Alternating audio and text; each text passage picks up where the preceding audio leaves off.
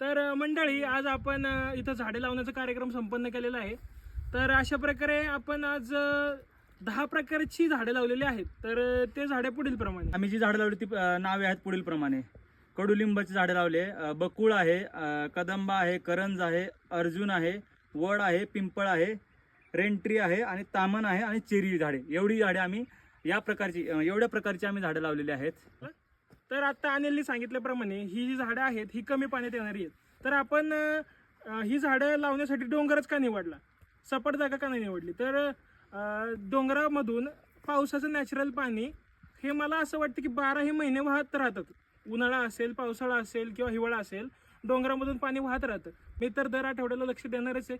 तरी पण राहून गेलं, माणूस आहे, माणसाकडून चुका होतात. तर जरी राहून गेलं तरी या झाडांना नॅचरल पाणी मिळू शकतं.